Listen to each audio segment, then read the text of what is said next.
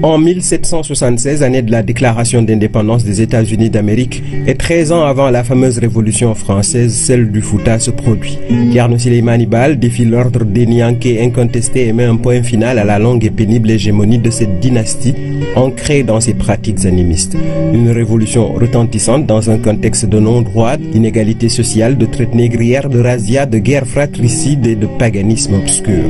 L'Almamia est instituée au Fouta sans en faire une monarchie de droit divin. L'État se veut certes théocratique mais démocratique à bien des égards dans son fonctionnement. L'enrichissement illicite, celui de l'Almamia en premier, est sévèrement puni. Le cas échéant, il est destitué et ses biens mal acquis confisqués. Les mandats ne sont pas illimités, l'esclavage, le système de caste banni et les privilèges de naissance abolis. L'enseignement est généralisé, la justice, la solidarité et l'équité prônées.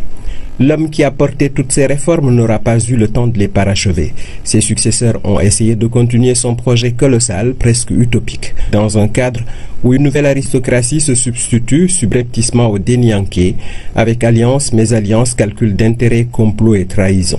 Thierno Souleymane Baal était un homme en avance sur son temps, mais plutôt absent des manuels d'histoire. Qu'elle soit glorieuse ou hideuse, l'histoire doit être recherchée puis enseignée. Ce faisant, elle nourrit le présent et éclaire l'avenir. L'idéal souleimanien est plus que d'actualité dans un Sénégal de 240 ans plus tard, face à ces défis qui, en définitive, ne sont pas si nouveaux.